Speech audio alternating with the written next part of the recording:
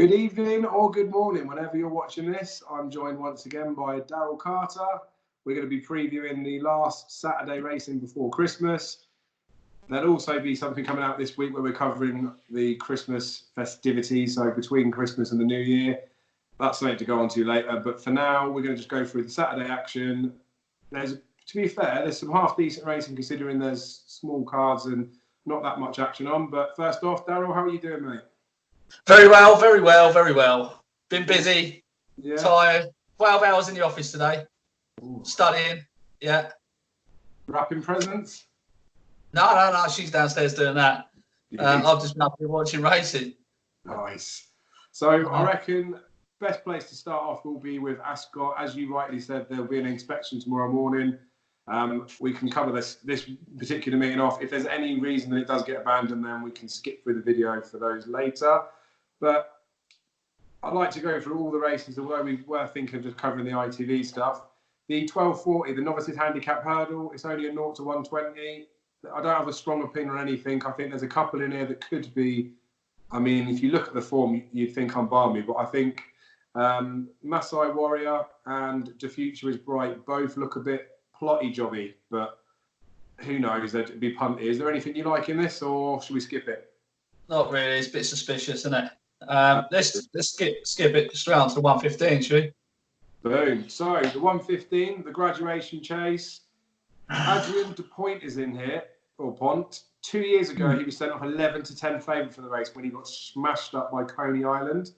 That was obviously an Irish raider. Paloma Blue comes over for the Irish this time round.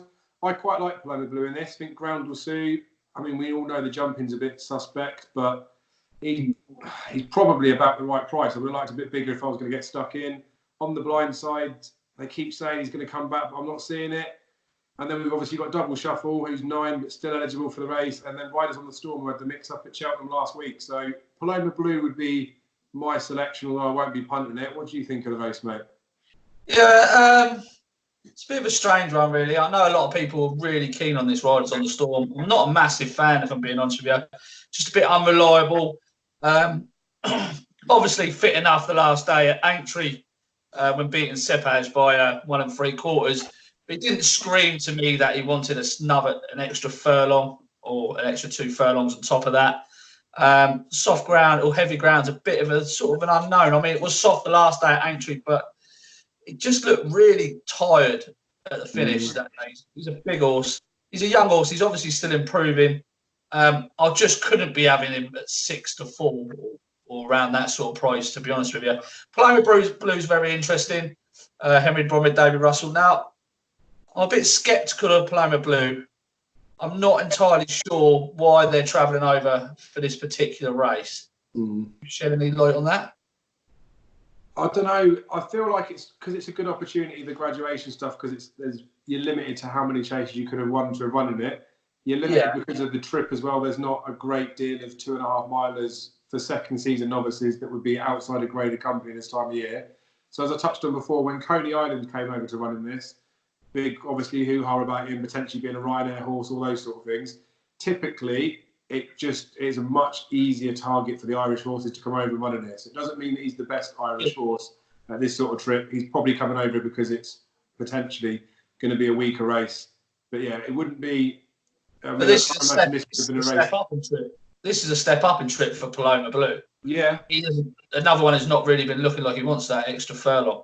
I'm just wondering if it's just getting a few runs into him as in a handicap point of view going down the line. Well, saying that, there was quite a bit of talk last season before obviously you went on and ran in the Arkle that they were going to go for the JLT with him. I think, I can't remember whether it was Davy Russell, someone said that they think Paloma Blue, because his jumping was a bit suspect, they were just said that it just needs a trip. So he's run over since then. He obviously ran at Cheltenham, got beat, ran at 2.5 miles at Punchestown. I think that was back over hurdles. His run behind Getterberg was decent, wasn't it? I thought it was his first time tongue-tie, shitty ground. I think he's been needing this sort of trip. I definitely just think, other than him running here, he'd be having to go against some proper horses in the Grade 1 or Grade 2 in Ireland, and he'd just get soaked up. Perhaps, a bit more experience. I mean, Henry Bromhead doesn't travel for any, you know what I mean, for no reason at all. On the blind side, weak enough selection. It's 7-2. I couldn't be having him. I don't know whether he's coming or going, to be honest, at the moment. Double shuffle, solid enough. He's going to give his run in, so you're probably going to be able to rate this race around double shuffle afterwards. He'd probably run to form. Older horse now, but it's process elimination of the front two, and I'm not a massive fan of Riders on the Storm. I'm certainly not a massive fan of the 6-4 price tag. Nigel Twiston-Davies annoyed me a little bit last week with that comment. You know, they pulled him out of the race last week accidentally, didn't they? And then they've said, "Oh no, we're going to put him in at Ascot the following week." Oh, and it looks like a much easier opportunity there. The thing was, the connections or the owners of Riders on the Storm made the comments, didn't they, that the handicapper had been too harsh. They weren't going to run him in a handicap. So that sort of stuff. Then obviously he was going to run in the race and he's backed into favourite. Then he gets pulled out of the race and they're saying it was a mistake. I don't know with him. And I know what you mean, that this could potentially be an easier mark or an easier race. But if we assume that the owner's right and he shouldn't be 153, he should be, so let's just be generous and say he should be half a stone less. We're looking at a 146 rated horse, giving weight away to Paloma Blue and on the blind side, that is a 6-4 favourite in a race that wasn't even his first choice. It's balmy, exactly. And I'm not being funny. The way Nigel Twiston-Davies made the comment, it was like he's some sort of superstar. I mean, if you go back through his form, he's hardly a superstar. You know what I mean? This time last year, he was beaten 22 lengths by Hardline. Yeah. So, let's have a bit of clarity about, it's an easier race or whatnot. I mean, I'm not going to have a bet in this race, but if I was forced to have a bet, it would be with Paloma Blue at the prices of 3-1. It's a fantastic price. I don't think he'll be that come off time. No, I agree. I think he's just going to get backed in. I was hoping Racing Post Tissue was 4-1. I priced this up like I do in every race that I want to have a bet in, and I always have to put a little bit of extra juice in there just to hopefully in the long term pay dividends. And I priced him up as 4-1. So we opened up 7-2 with Ladbrokes. I just left it. You have to sort of show a bit of discipline every now and again. But I can only see him getting shorter. I do just think, I know there's obviously the theory that potentially maybe he's coming over it, do stuff to his mark, all those sort of things. But like you say, Henry de Bromhead doesn't just travel over it for fun. They're here to win. Like I said, the Irish did it with Coney Island before. It is a really neat race for second season novices to come over here and go and pick up a race, because you can see from the British runners in there, they're just not very good. Yeah. So we've done that one. Riders on the Storm is a terrible price favourite. If it goes and wins, then it can go and win. Let him win it 6-4. Christ. Absolutely. So we've got a handicap chase after this. I mean, there is a really big handicap chase, the second last race of the day at Ascot. But I think looking at this, I mean, it isn't quite as good as the other one, but this one looks a fairly tidy handicap. There's a couple I can make a case for in here, but be interested to know what you thought first. There's a few I like in here as well. First Flow heads the market. A horse I've been a massive fan of for quite some time. I thought he was an absolute machine over hurdles. Not as good over fences for me. Although I do think a mark of 140 on handicap debut might look a little bit lenient, especially on a right-handed track on heavy ground. Exactly what he wants. It just worries me he's jumping slightly, especially in a big field. Now he's going to try and get the lead here. There's a few others that are going to want to lead as well. It would just concern me if he falls mid-pack after a mistake, and then a couple of fences in, he starts making another mistake here and there. I can see him winning by 6 or 7 lengths, or I can see him pulling up.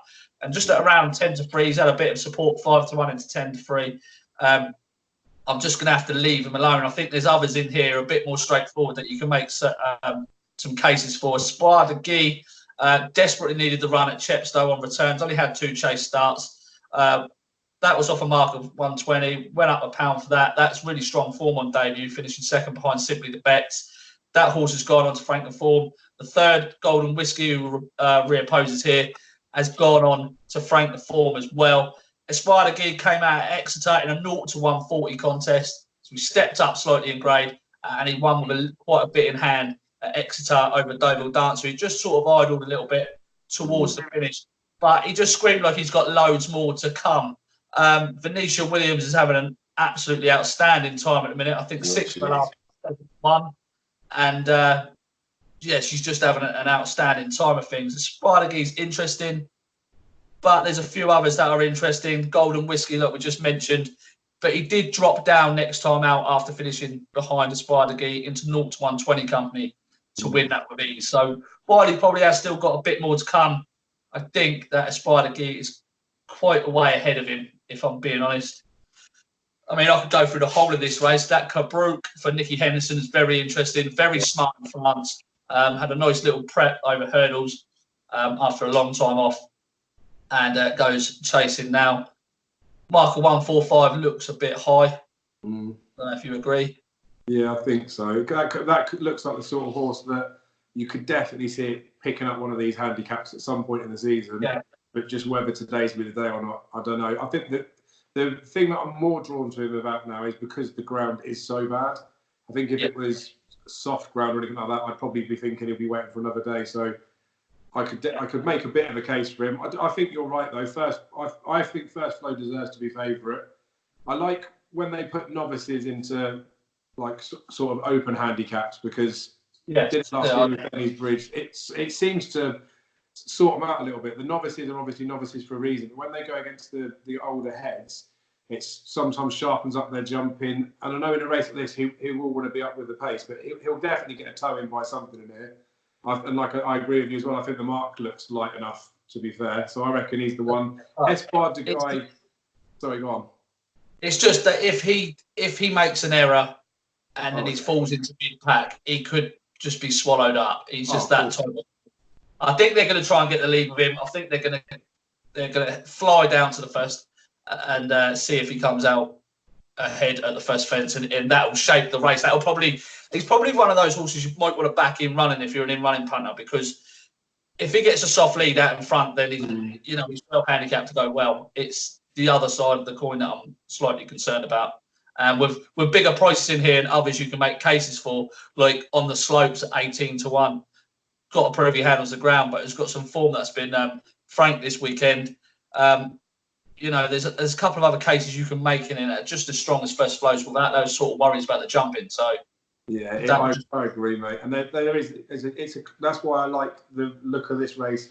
Even just at first glance, it looks like a proper handicap. I like the ones where you can make a case for a few on the slopes that you've mentioned there. So that's obviously it was beaten by Eden to who was it in a bumper, and then Grenadier over hurdles. So coming out, aren't they? Yes, they are. Yeah, the Ascot form from beginning of November worked out well with Dr. Dex coming out and winning today. Wasn't he the last day? Because I think I was. I don't think I was there to see that. I remember watching it and just thought that this horse cannot jump. Yeah, he's got an issue with that. But to be fair, because of the fact of this race and because of that Grenadier going and winning, and I saw a few people mentioned it. I've watched his jumping before that, and I hadn't massively noticed a problem. So whether it was just on an off day or he's picked something up, but he's won at a big price, and he looks like he could run well. What about the Menier and Swede horse? Ben Paulins obviously had 2 runners today, 2 winners. He's got 2 runners tomorrow, hitting a bit of form. Interesting runner. He's got a bit of scope for improvement as well. I do like him. It's just slight concern of. I know he's got a good record fresh. I'm just not happy backing horses running first time out. To be honest with you, that's just something that I'd choose not to do. I'd like to see the horse. The horses can improve dramatically after a summer break. You know what I mean? But they can also go the other way. So I'd just like to see him run first time. It's interesting that they've kept the blinkers on. He's had the blinkers. That'd be the third run he's had the blinkers on. Goes well fresh off a pretty lenient handy marks off of 138 still. Only went out £4 for his win back in March at Sandown. There's a lot to like. Probably will handle the ground. I mean, that was soft ground back at Sandown that day. It's won on soft before. Yeah, it's just a fitness thing for me. It's going to be a right bog at Ascot if it goes off tomorrow. That's it. So with that in mind, that we can make a little bit of a case for him. He and First Flow both ran against Midnight Shadow as a yardstick off level weights. Delir beat it by a neck. First Flow beat him by 10 lengths, and there's a £2 difference in their ratings. I genuinely, it's hard. I completely agree. The jumping will be the case for First Flow if he makes a mistake, but I reckon he's going to win. But it's a tasty enough looking chase. And it is. And if that's the case, then back him after the first fence. That would be. And then he'll blunder the second. If he's got a soft lead, he could probably afford to blunder the second if he's got a few pounds in hand. Yeah, but obviously he's been back from the first show. That almost feels like it was an obvious thing. You could see Espo, the guy with the Venetia angle, why he'd get back. So there'll be something tomorrow morning, whether 10, 11 or whatever it is, there'll be something at bigger prices that starts to get a bit of support. That'll be probably interesting. So enough about that handicap chase. We're going to move on to, it's one of my favourite races of the year. Like really, really is. Big bucks just used to see him swamp round here. It literally would just pay to get pissed over Christmas. This time round, we've got Paisley in there. I mean, we're not going to be able to get too tipsy off the price that he is, but as far as I'm concerned, as rude as it may sound, the other horses don't even deserve to be mentioned in the same paragraph as Paisley Park. So I'm happy to skip the race. Paisley wins it. Give him the prize money now. Yeah, I mean, a lot of people though are going to want to take Paisley Park on, ain't they? 2 places, quarterly odds. Wow. People want to know who we think, I guess, is worth all right. I mean, the only thing you can sort of take away from Paisley Park is that in this race last year, probably Paisley Park's most underwhelming performance, beating West Approach by 2 lengths. I know he's a much improved horse now, and he was just on an upward trajectory then. But there might be something in the Ascot thing. Look, I don't think Paisley Park gets beat here. I really don't. I'm not going to have a bet on the race. But Davy Russell's an interesting booking for Nick Williams for Agripart. Now, he's a 28-1 shot. You know, probably slightly on the downgrade, down to a mark of 145. And even Connections have said that he could run on the handicap. But this race is cut up, so they're going here. So it's not been a target or nothing. But do you know when the last time Davy Russell's rode for Nick Williams? Do you know how many winners Davy Russell has ridden for Nick Williams? 5. 1. And how many times has he ridden for him? Once. Back in 2017. Back in 20. Is this absolutely no relevance to this really? Back in 2017 in the Class 6 National Hunt Flat race, but 100% record, Dave. You can't beat that. Even Paisley Park's not 100%. Mate, it's a case if any. It is. That's my the slight worry I have with races like this. Like, obviously, people are going to do what they're going to do. That's fine. Not here to tell people what they should be betting on or what they should be doing. It's just my view on how things should pan out. But if you had to have a bet in this race, I'd rather just bet Paisley Park for a tenner and get the £2.50 and get another half pint in than take the risk of backing something else, maybe each way or place or in the without market. The rest are much of a muchness. Lammy Surge is going to come there cruising, isn't he? And then that's boring. Oh yeah, Lammy Surge is definitely going to scam a few in-running punters. Absolutely, it'll be on the bridle at the last. Yeah, and it's just one of them. Just like it's a bit trappy. I can see the Agripart thing, and I reckon a few people will get sucked into that, is what I'd say. But the most important thing there, for confidence coming into it, Davy Russell will have just won on Paloma Blue, where he's coming in on fire, isn't he? That's just Paisley Park wins, doesn't it? Would it be nice to see To Be Fair run well on this? Not really. What? That horse has been lovely. Big weight handicap. Continues to improve. No, but if To Be Fair runs well in this, then Paisley Park's something wrong with it. To Be Fair, it should be finished. You know, Paisley Park wins. We're not wasting any more time on it. On to the Silver Cup handicap chase. So the second of the handicap chases that I look at and think, wow, I've done my bollocks on a few of these in here before. I think the first one to start off with here, because I know even just looking at the names before, and I know there's going to be at least one that you like. Ben Pauling again had the 2 winners today, yesterday, whenever you're watching it on Friday. 2 winners again. Kildesart, the 1 run over 3 miles at Aintree, where he hacked up, looked good. Looks like it's his trip. Beat Mr. Malarkey then, who's looked out of sorts since. I think Kildesart could be the one that I'm going to be sided with in this race. There's a few in here that you could definitely make a case for. I love Give Me a Copper, and it was so good to see him win the Badger Rails. Harry Cobden and him, there's a lot of the time I'll just look at it and just think a good jockey can ride a good horse and it's all fine. Harry Cobden and Give Me a Copper, it's like they're forming some sort of bond, like a Froden and Bryony thing. It just looks like every time that Harry Cobden gets on top of Give Me a Copper, they just get better and better together. And I do still think he's better than 148, but you've got to put sentiment to one side. I wouldn't be annoyed if he won, but I think there's got to be a couple that are better than him in here. I don't get the case for Yaltari, really. I think that's way too short. I can slightly see the angle with Jerry's back, but... Oh, slightly. I think he's more of a dog than my dog is. Right. Sit down, relax. I've got it from here, mate. All right? Look, I made an absolutely outstanding case, as you well know, for Jerry's back at Newbury on reappearance. Yeah. Now, I should have known better, really, because although he's gone well fresh before, he just put into the race, ran like a dog, like you say. But he's had that spin now, and he's coming here. He's been dropped £2. You know what? I love the angle where the handicapper will drop a horse on their reappearance run. I love that because they can run terribly and need the run on reappearance. He'll drop them a couple of pounds in handicap. He never takes into account. So that he's been dropped another couple of pounds for that, down to 143. Right, you go back through his form last year, his novice hurdle form, yeah? Scrap his first run of the season at Cheltenham where he's beaten by 50 lengths, right? He goes out and beats McCarthy's Hill by a length in a beginner's chase at Bangor D. McCarthy's Hill is rated what? 145? 48? Let me have a quick look. McCarthy's 144, right? Came out and won a nice handicap. The second and third in that race have all gone up in the weights as well. He then comes out over course and distance on soft ground. Over at Ascot on over 2 miles 5 and gets to within 1.5 lengths of Vindication, 8 lengths clear of Little Rockefeller and Count Mirabelle. Solid novice form from last year. Yep. And then you're about to say to me, but goes and gets beaten by 5 lengths by Castafiore. But if you watch the race back, Barry Geraghty's made an absolute mare of it.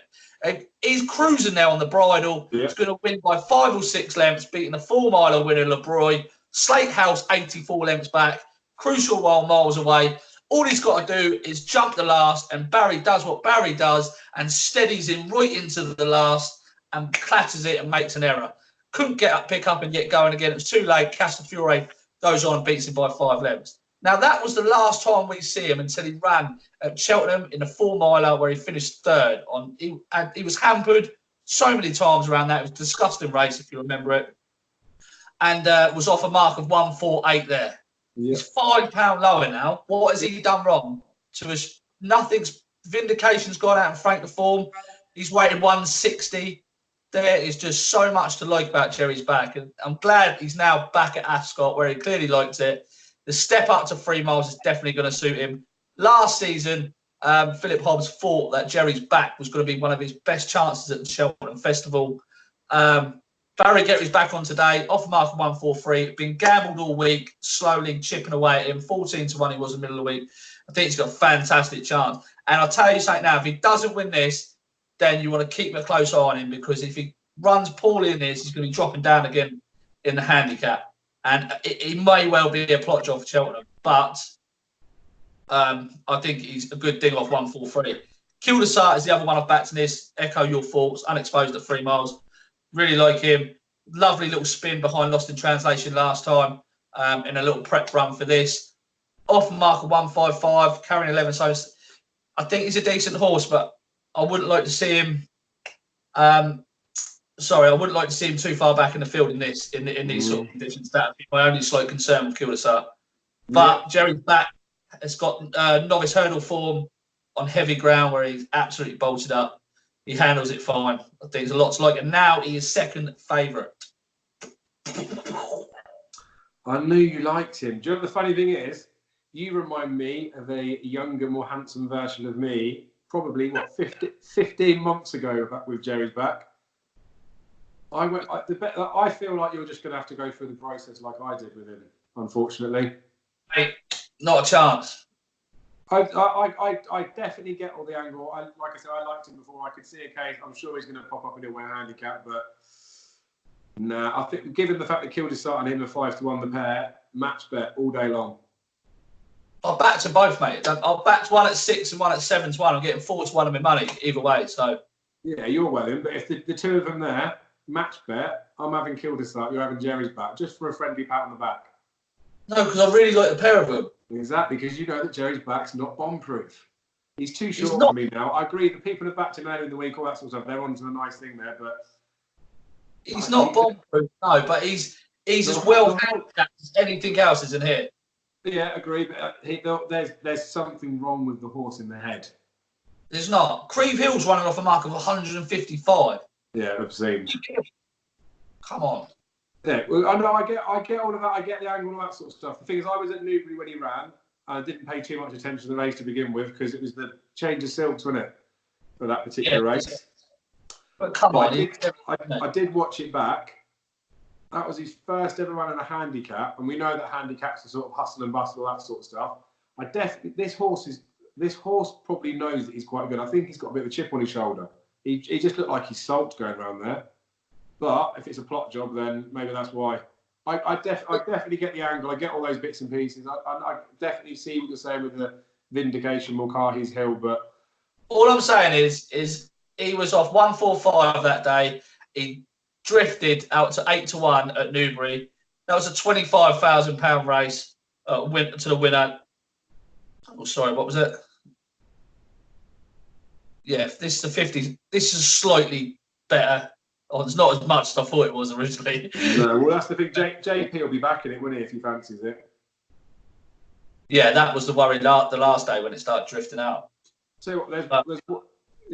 I reckon, yeah. I mean, there's a few in here that we haven't mentioned that probably could get a mention in there, but we've done the race of death already. We can see you're keen on Jerry's back, and if Kildesart does go and beat him, then you won't be too disappointed, I guess. No, I won't. I'll be all right. But this will definitely be a race to keep an eye on going forward because there will be tons of winners in here, I think. I agree. Well, I'll say tons. Well, Kildesart or Jerry's back will win the next time out, won't they? Yeah. So, the Betfair Exchange Trophy, the handicap hurdle, the last race of the day. I was looking at this in the week when the anti-post betting came up because I do like to have a little short-term anti-post. I backed Eldorado Allen in this a little while ago. Thought he was going to come in when they didn't. Well, when they were running, him and Elixir were both ended up. Then Elixir went for the International. I think he's about 140, well, mid 140s for his mark. I just thought Eldorado Allen's a proper horse. He's going to at least run in there. I'd get a run for money at 20s. Didn't even make the 5-day declaration. So I've sort of sulked a little bit since then and not paid too much attention to it. But there's lots of horses in here that have got sort of Great Wood Hurdle form. I think the Coy de Neuf, I think he looks like he's definitely got a chance. There's others in there. Countess, again, the JP plot job. I think that's been dropped £4 for its running the Great Wood. It's going to be better for that this day. Harambe, Alan King said before the Great Wood, he's had a setback, he won't run, goes and wins. This week, he's had a setback, he might not run, probably goes and wins. But one that I do like, and I can't get too excited because I know it's a competitive handicap, and Paul Nicholls, I don't think he's even won the race, but Tamarok du Matin. You like it, Daryl?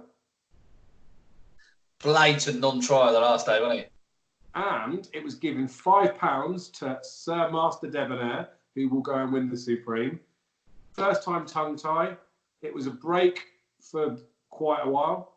First run for the connections. He's only a 4-year-old. 135 is massively, massively underestimating this horse. Wow. You're guessing there. You're guessing there about the 135, surely. Well, look at the Master Debonair line is all you need to know. Got beat 7 lengths, and I know it was an easy 7 lengths for Master Debonair. Master Debonair was match fit. We saw what he did yesterday, or today, whenever people are watching it. And he hacked up there. Forget Ribble Valley because he was a pointless runner in there anyway, but he smashed the rest of them. Could have been ground conditions, all that sort of stuff. But just the fact that he was giving him £5, he's always going to improve for that run. I think 135 does underestimate him. His run in France was decent as well. Watched that back a couple of times. What are you rating Master Debonair at then? What rate? I would say that Master Debonair will end up the best British novice this season, so he's going to end up a mid-150s horse, I reckon. That's a fair comment. But obviously it depends where they're at now, doesn't it? But I don't know. There's things like Monsieur Lecoq, that's a 5-year-old, obviously been around a little bit longer. He's won the Welsh champion hurdle, ran okay-ish in the international. He's a stone and a bit higher rated than him, but he potentially looks sort of exposed. I don't think he's going to get much better than that. Obviously, Harambe went and won in the Greatwood. He's gone up a few pounds for that. I don't know. Like I say, Nichols hasn't done very well in this race before. I could be miles off. He was about 10 to 1. I think he has been nibbled. I don't know. The thing is, if Master Debonair hadn't have won today, I wouldn't be fancying him in the slightest. So it's probably a recency bias, all that sort of stuff. But I'm quite keen on him. Zanza will be the one that wins this race and probably makes me take a long walk off a short pier, because I have backed this horse no less than 1, 2, 3, 4, 5 times. And he's been beaten 5 times, Daryl. And how many times have I backed him and he's won? Once. Don't worry, don't be backing Zanza here because he won't handle the ground. But every other race, Zanza has won, Daryl. No. The signs are there for you to see. No. You can literally go through this race and you can make a case for every single runner, bar from a few. I would avoid the French Crusader. Very smart horse. It's going to do well, but probably. So get rid of him. Crook's Peak, another one, probably won't handle the ground. Get rid of him.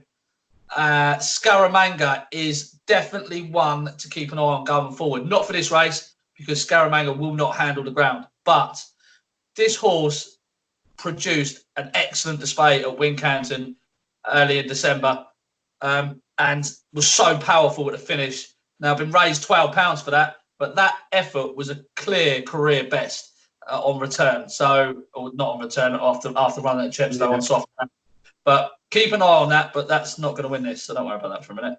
My Hayhead's interesting. Same mark as winning the race last year. Probably been an early target for Dan Skelton. Would just worry me a little bit that Harry Skelton's gone up to Haydock to ride Cross Park instead of riding here.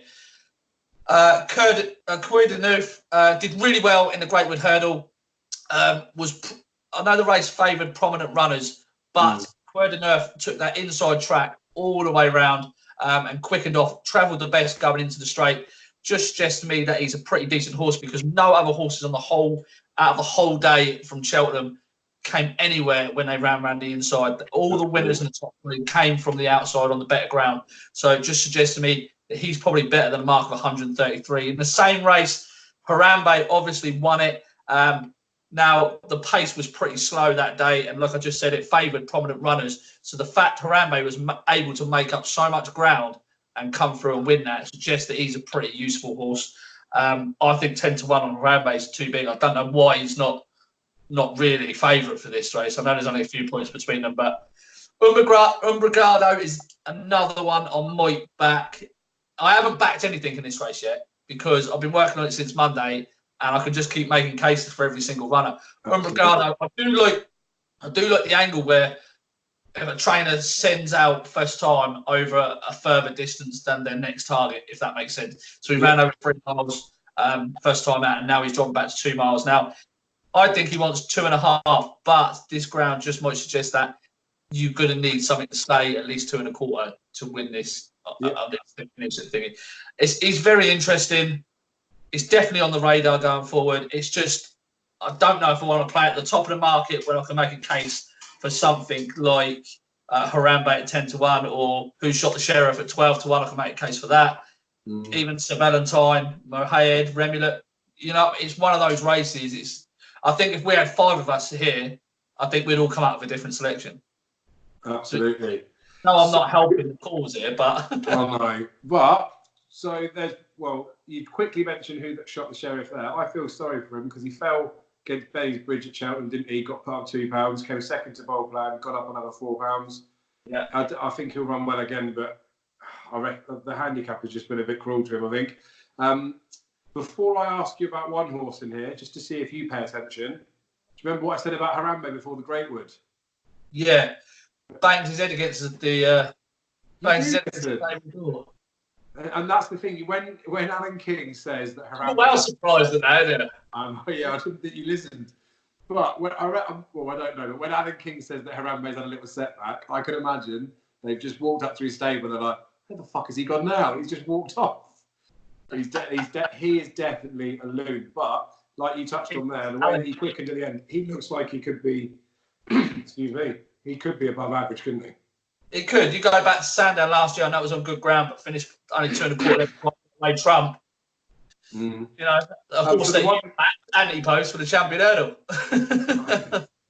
So, before we talk about those sort of things, Not So Sleepy is the only one that we haven't mentioned. Right at the bottom of the weights, even just look at the Racing Post website, it's got quite a few little notches up against it. I don't see it at all. What do you make of it? I do see the angle for Not So Sleepy. Bits and pieces of novice form suggest that 127 is very lenient. Did really well. Actually finished the race out quite well over course and distance when beating Lust for Glory by 2 lengths last time, despite going off at a hell of a gallop. Still maintained. It just looks like a solid piece of form. 94 rated on the flat. You know, if you do the adjustment of £45, it's well in there. The one thing that would just concern me with Not So Sleepy is that the better horses do tend to come to the fore in these races. So your 140 rated horses do tend to come to the fore. That's it. And the other thing is 6 of the last 8 winners of this race have not had a run at Ascot previously. And the year where they did, or one of the years where they did, it was a dead heat where 2 of the runners both had Ascot previous experience. So the fact that 10 of the 12 here, or 10 of the 4, whatever the number is, the majority of this field have never run at Ascot. And that, just where it tallies up over the years, it's not something I'm a massive fan of stats, as you know, but just plays on my mind a little bit. It's hard, isn't it? It's one of them, like you say, and again, it's another really good handicap because you can make a case for so many of them. Take a bit of luck tomorrow, especially in those ground, those conditions, those sort of things. So I'll tell you what, go on. I'm just going to say, I think I'm going to back Umbrigado. Do you know what I'll do here? If this is how it works, yeah? Who would I be most annoyed about that wins if I don't back him? That's Umbrigado as well. Yeah, I do like Umbrigado. I do. All right, well, I think you than me then. The thing is, it just goes to show, doesn't it? And this is the bottom line of all of it. Although we make a few quid out punting, we are just punters at the end of the day, aren't we? We've got to back them. Mate, I could, if he won, I could just see him clearing away, staying on strongest. I don't know. Boom. Right, well, before we get too sentimental about David Pipe's runner, we're going to move on to Haydock. But before we go to Haydock, I mean, this won't be the halfway mark. We're already up to 40 minutes, so not that we'll rush it, but we'll get through the next bits quicker because there's not as much to talk about. Before we head over to Haydock, I have to ask you about the beginner's chase at Thurles. Bit of mouthwash there for Daryl, just to... I thought you was going to say, I've got to ask you, are you drinking a WKD? Are you? Yes, is the answer, yeah. Blue WKD. Okay, well, let's take Daryl's advice going forward now with a pinch of salt. The beginner's chase at Thurles, the first race tomorrow. Max Dynamite, regardless of what level he's going to achieve, how good the race is, all those sort of things. There was lots of talk about Foreheen, wasn't there? Him going over fences. I kept quiet on it. I try not to say too much of these sort of things because you're fighting a losing battle. But my stance with Foreheen was he started his career over fences. He's going to finish over fences. It's not like it's a new thing. It's not like he wasn't bred to do it. He'll find calmer waters in novice chases, although I do understand that in the spring they'll have a difficult decision to make with him. But Max Dynamite's a flatbred. He's won on the flat. He's run on the flat. He's really old. He's in no sort of form. And they're sending him over fences. What do you make of it? I haven't really got an opinion. I had such a strong opinion about Foreheen going over the fences. I was furious that he was doing it, but I haven't really got an opinion, to be honest, Dave. All right, well, we'll leave it there. I think the thing Look, you say, I've got so much backlash, mate, from the Foreheen thing. So I'm just not going to have an opinion on that sort of thing anymore. It's better, isn't it? I just, my stance on it is the fact that, like I say, for him was bred to jump fences. He did jump fences. It was the first thing that he did. He was coming there in reasonable form. Max Dynamite is almost the polar opposite. He's not bred to jump fences. He hasn't jumped fences. He's gone. That WKD blue's gone to his head. Right, so before we get too sentimental about Max Dynamite as well, just an interesting one for you guys to keep an eye on anyway, because of the fact that there is racing away from Britain here. The Irish racing normally slacks on this particular weekend, given the fact that we've got so much great racing after Christmas. But we'll head over to Haydock, have a look at a few races there to see what else we can pick out for Saturday. And then, as I touched on at the beginning of the show, we will be talking about the Christmas entries. So we get a couple of other guys in as well. We're going to get probably record it over a couple of days because there is so much action to go through in Britain and in Ireland. Obviously, the Boxing Day declarations are out. The Irish stuff's out now until the 29th, so it's worth having a look through them. But we'll come back and we'll cover through them. But now, just to seal this off, we're going to go through Haydock. I mean, there's a few interesting ones there. In my write-up, there was two races that I looked at.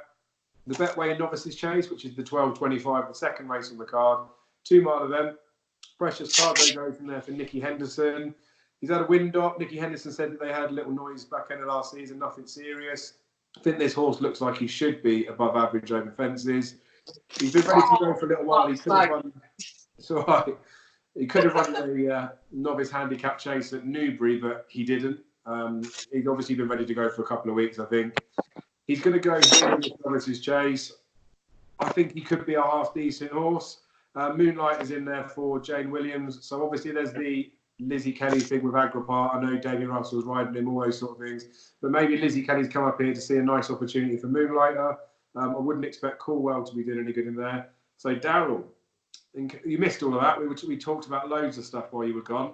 But now on to the second race at Haydock. Precious Cargo making his chasing debut. Be good to know what you think of the race and him as a horse.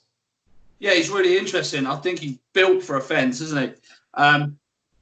I do really like him. He's very hard to take on here, even though it is his first time up. Yeah, I just think he's one of those that anything he's sort of done over hurdles and in bumpers was just a bit of a bonus, really. This is definitely going to be his game. I do really like Moonlighter, though. I just think race fit Moonlighter. I know he's got a mistake in Moonlighter, but he ran extremely well behind Baddesley Knight, considering the trouble he got himself into at Wincanton. I know that was on good ground, but he has ran some nice novice hurdle races on soft ground. So I just think that at the prices, I didn't expect Precious Cargo to be odds on. To be honest with you, I thought he was going to be this side of that, but I expect Moonlighter to go off favourite tomorrow. I do expect him to go off favourite. I don't think Coolwell's got a chance in there, but I suspect that Moonlighter will go off favourite and Precious Cargo might win. Okay, fair enough. It's not really, if you were going to map out at the start of the season where you wanted to have a horse making their chase debut, you wouldn't pick Haydock when it's heavy. Yeah, and it's heavy Haydock, because Haydock's heavy when it's good to firm, isn't it? This is proper heavy bog. So they've just been delayed for whatever reason to run him. That's a slight niggle with him. And I think with the prices there, you are spot on. He probably should deserve to be a bit of a bigger price. And again, like you say, he probably could go and win it because I think he's that classy. It's definitely just one of those races probably to sit back and watch, I think, because I get the Moonlight thing probably will go off favourite, but even at 6-4, it's not enough to lure you in, is it? It's a shame, really, because I've been waiting for Moonlighter to run, and I didn't. When I see this field cut up, I thought, you know what I mean? Because I've been waiting to back this horse because his run last time just needed upgrading so much. Agreed. But this does look like a good opportunity for him. This really depends on whether Precious Cargo is going to be fit to run. I think he's been ready for a few weeks. I just don't know whether he's had a niggle or anything at home. Nicky Henderson has put his Unibet comments out, but you want to take them with a not even a pinch, so take that with a full-blown tequila and lime as well, because I don't think we're talking about it there. So, it's not very often you'll get me talking about a mare's novice hurdle on these shores. The Irish ones I'm probably a bit more keen on occasionally, but I put up Flow Away when she won the last day. I was actually really impressed when she was backed and she beat Dundrum Wood of Ollie Murphy's. Step Up in Trip, and although she won on bad ground last day, this will be really bad ground. They put me off slightly, but I've got to give her a mention. The whole field in general all look like they've got a fair chance of running well, but we know how these girls' races go. That won't be the case. A couple of them will probably pull clear. I'm surprised she's as big as she is at 7-1. I think she might be 8-1 in a place. Slight negative there, the fact that she might be getting too big, but other than that, as an interest for the fact that I backed her last time and want to see her go again, I wouldn't have a strong interest in this race. Anything you like in it? Oh, no, I won't waste my time on this, Dave. Not even for you, mate. Okay, right. Well, on to the 135, the Betway Handicap Chase. I'm going to get my bit over and done with quickly, and then you can shoot me down as much as you want, because the only view I've got in here, and it's a bit of, well, could be wild, and it's not the sort of thing I like suggesting very often, but Joke Dancer looks like he's been ridden and played about with for a little while, and I feel like this could be the race where they come to the fore with him. One on heavy at Haydock a couple of times over hurdles. The mark still doesn't look too lenient, but given how long it's been since he won, I think he could probably win off this mark. And he did look in that last race. He was giving loads of weight away to Rosie Has, that won the race, that reopposes here. He's on much better terms this time round. They probably would have known that these two horses might clash again in a race like this. I just feel like they didn't mean to fall in the last race, but I feel like up until the point that it fell, they weren't really trying their best. So I wouldn't have a strong opinion. I wouldn't even be backing it, but I think Joke Dancer could be a bit of a fiddly one into this race. Right, I'll save all your followers loads of money here. Don't back Joke Dancer. Hates the ground. I know he won 2 novice hurdles on soft ground, but all of his best forms come on good or good to soft ground. The novice hurdles that he did win back then, he was off a mark of 115 and he was running against absolute rubbish. He has improved through the ranks, but that all came on good or good soft ground. And the last day against Rosie Has, I think he absolutely hated it. He was well punted that day as well, like he couldn't be beat. I'll just be concerned that Joke Dancer doesn't want ground this heavy. Maybe, yeah. But, you know, I could be wrong. Unlikely, but I could be wrong. I'm not going to side with anybody in this because the last day I backed Chambard, okay, for Venetia Williams. Now, if you've ever seen a horse trying to drop its handicap mark, or you haven't ever seen it, go back and watch this race, because this horse cruised round on the bridle up until the last fence. He nudged him out, made a slight error at the last, and then was beaten 12 lengths, considering he's on the bridle 2 strides before the last. He was beaten 12 lengths over the last by a horse called Boldmere. Now, this horse travelled round like an absolute dream. Previous to that, he finished second behind Champagne Court. It's a really nice, really eye-catching run, first time out. There is no reason why this horse should not be winning off 126. Now, I'm just worried that he's not a natural jumper, either that or they're plotting him for something bigger, because this is only a £9,000 race. If they are plotting him, then it's not for this race. So if I back anything else, I would just be concerned that maybe it was just all in my head and that he just made a mistake at the last and that was it. But I'm a suspicious guy with these handicap races at this time of year, as you should be, because everyone has got a target at the moment. And at 9-4, I'm not willing to park my money on Chambard again, because it cost me a fortune last time. But I could probably see Rosie Has dotting up here again, probably. Hood back on in the trip. Yeah. It's one of them. We talked about the couple of handicaps at Ascot, and I said that they look like nice handicaps.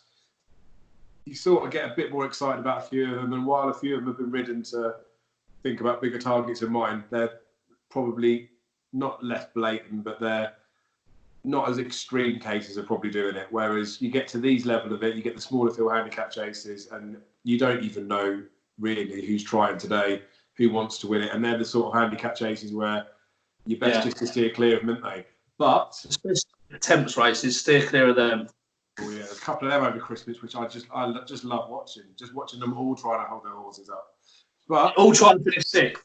It's brilliant, isn't it? So, speaking of Potemps handicap qualifiers, we've got a handicap hurdle that's not a Potemps qualifier, but it is over 3 miles, heavy ground at Haydock. Big Shark, I put him up the last time just because he looks like he's quite good, slow, raw horse, all those sort of things. This looks a nice enough race for him to go into. It wouldn't be one that I'd be playing, but I could see sort of a line in there. But I think you quite like him, didn't you? Oh, I played him. I've played him seriously tomorrow, yeah. Especially with Mr. Muldoon coming out today at Ascot, absolutely boosting the hell out of that form. Yeah. It was a very good second, and a point-to-point behind January Jets, a horse that you'll probably know quite a bit about, Jessica Harrington. Yeah. Looks a pretty smart horse. Beaten 10 lengths on that occasion, but came out on debut under rules after a bit of a break and beat a horse called One for the Team by 1.5 lengths. But if you watch the race back, he did it quite comfortably. Just ran a little bit green in the close of the stage. The Grand Vizier was 4 lengths back in third, who's no slouch. And the horse One for the Team, who was in second, came out next time to run Champers on ice within 3/4 of a length at Newbury. Now that is some of the strongest handicap form you can pick up at this stage. Considering Champers on ice came out at Cheltenham and finished third behind Ask Ben and Goodbye Dancer, who's a well-handicapped Fergal O'Brien horse. But in the Newbury race, the likes of Dolphin Square was in behind. Some pretty useful horses that are showing some good form already this season. That horse is rated 128. Big Shark did it easily enough, I would say. And then went out next time and won by 10 lengths over Mr. Muldoon. Now, he's been letting in off a handicap mark of 133. Ben Jones is a £5 claimer who is stealing those £5. That is criminal that he gets to have them £5 because he's that good. Takes £5 off him, gets his conditions, flat Haydock track. He's improved his jumping with each run because he didn't jump that well on debut. He landed on all fours a couple of times, but he didn't do that as much at the Hereford run next time out. Obviously, Mr. Muldoon's come out and boosted the form today emphatically. There's just not a lot not to like about this horse. Effectively running off a handicap mark of 128. I think it's loads more to come. Absolute loads to come. And the form of that race that Mr. Muldoon won today looks to be pretty strong. Strong enough that the favourite Ashfield Paddy was pretty well supported in the closing stages. He finished second, a slight gap back to the rest. So I'm happy to go in. I think this should be an even money shot. Yeah. You can get around 11.08, 6-4 in places if you're lucky. Yeah, I agree. I think the thing is, he will win this race. Ben Jones has got quite a good strike rate for Philip Hobbs. I think he's shy of 30%, 28%, something around about that. He, like you say, he's stealing these £5 that he's claiming. It all just ticks loads of boxes, doesn't it? The thing that I touched on earlier, where I try and price up races before the odds come out, and I've had to just do it over the last couple of years, especially, just show some discipline that if I chalk up a horse at a price and it opens up shorter, I just refuse to back them. Sometimes I reevaluate, but I won't ever back them below that margin on the case where I've made it for it. And ones like this in a handicap, I always try and look for a little bit of extra juice. So I made him a 2-1 poker there. I think he was. Was he 6-4? He opened. He opened at 13-8. So it wasn't a million miles off when you think 2-1 into 13-8. But again, I'm just generous to myself. I like to think that I might get a bit of a price with the bookies because I know that it's wrong.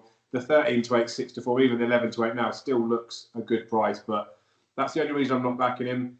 But you're onto a winner there, Daryl. So we could bang him in. I was going to say we could bang him in with Precious Cargo, but we're not sold, are we? Anyway, just lump him on his own. We've got the last 2 ITV races, which from Haydock. So there's I think the third last and last race. I haven't got an opinion in either of them, to be honest. It's a fairly average-looking handicap chase, despite what the ratings might say, and a really poor handicap herd in the last race. The one that I will mention in the handicap chase before I hand it over to you, Daryl, is the Klondike. I've said it before about some of these horses that I mention animals quite a lot when it comes to horses, but there's different types of them. I like a bit of a head case of a horse. which De Klondike definitely is. I don't really like the ones that are, I don't know, that just seem like they're a bit thick. I don't think De Klondike is thick. I still think he's probably got a bit more to offer, but he's surely short enough. And when I see that he's 7-2, I see the likes of Hollow Ginger 7-2, it just makes me think I don't really want to be looking at this race. So what do you make of it? I would avoid the Klondike like the plague, because I would wait until they put the visor back on. He's had the visor off for his 2 starts this term. Just sort of sat at the back, been given runs, beaten 25 lengths in the Ladbroke last time. It wasn't really asked for much. I think, again, this might be another horse being handicapped, to be honest with you. All of his wins have come with some sort of headgear on. So apart from his debut run, so I would just maybe hold back on that at the minute, especially as the price is short enough, like you say. It is definitely short enough.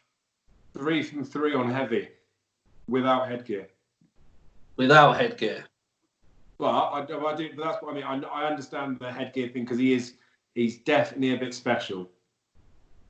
Not like Valtour special, like special. Yeah, but this is. Yeah, you're talking back in 2016 now. I'm talking recent. Oh yeah. But that's the thing. But that's what I can sort of see why you might be short. But again, it'd be one of those. If I chalked up, I'd be looking. Again, I'm generous. I'd be looking for 10-1 on him in a race of this nature if you're taking a punt. Sorry, you carry on, mate. No, it's all right. No, you're right to point that out. I'm taking a chance on Orchard Town Cross. Think the race wasn't run to suit last time at Ascot behind Militarian, beating 35 lengths. They went a real slow gallop up at front. This is a hold-up horse. Likes plenty of pace on in his races. Really progressive. Before that, the race at Exeter that he won worked out really well. 3rd and 4th both come out and won. Again, previous to that, he was winning by 8 lengths, 6 lengths. Handle soft ground. Think he's going to get they're going to go a bit of a clip here, which will definitely suit him. And I think he's opened up at around 10-1. He's about 17 to 2.9 to 1 now. I think that's the sort of price you want to be looking for in a race of this. A lot of these have got question marks to answer. This is the race that I mentioned earlier that Harry Skelton's gone up to ride Cross Park in. I'm just a bit worried about the ground for Cross Park, to be honest with you. Topwood, there's nothing really wrong with Topwood, but he's getting on a bit now. He's 12 years old. This just might be a bit too competitive. Vintage Cloud is interesting, but I think, I don't really know what to think about Vintage Clouds, do you? No, he's another one of them that we talk about this so often in the handicaps, and like they look like they're running him to get a mark, but yeah, they're waiting quite a while with this one by the looks of it, aren't they? Yeah. So, but it's not nice to get too excited about. Hollow Ginge is the right favourite in my opinion. Solid enough, but these sort of races normally something pops up at a bit of a price, doesn't it? That's it, yeah. And I think where you said they're Hollow Ginge at the price, like De Klondike, I can see kind of why they are the price, but when I see that you've got De Klondike and Hollow Ginge joint favourites for a handicap, it doesn't make me feel like it's going to be anything sort of worldy. Hollow Ginge will like the ground probably, wouldn't he, I think? Yeah, he will. I mean, sorry, what was you say? I was just going to say, the Klondike obviously won this race last year off a mark of 139. He went off at 6-1. He's 4-1 now off an £8 or £6 higher mark with no headgear. It probably has been a target, but I'm not happy with the price. If he drifts, I might have a little bit. But yeah, it's one of them. Because it's on ITV, you might end up having to play. It's not one, like I say, you're probably similar that you'll have an idea of a price that you want of a horse. Like you say, if they drift out, you might get interested in them after. But so we can get the last race done. We have 1 minute until we reach the hour mark, so we'll just be over that. Handicap hurdle, the Betway, heed your hunch. Can we do it in 55 seconds? Go. Done. Nothing. What a horrible race. Avoid it. No value in it at all. No value to me in it at all. The load of old rubbish. You got anything you want to say? I agree. I'm sure people will have an interest in it, but even look at the price, all those sort of things, I couldn't get excited about it the slightest. So that's us covered for Saturday. There's no racing tomorrow, of course. There's no racing now until Boxing Day. Loads of decent action. You're hopefully going to catch up with me with a couple of other guys as well during the week, so we can preview the Christmas stuff, pick out some decent horses to follow for those few days, and potentially have a few sighters towards the Cheltenham Festival. Thank you very much for your time, Daryl. Have a lovely Cheers, Christmas. And you, mate. Merry Christmas, everybody. Yeah, and we'll catch up again on maybe Monday or Tuesday. Perfect. I've got a few lined up as well. Beauty. Right, thanks again for your time, mate. Cheers, mate. See you later.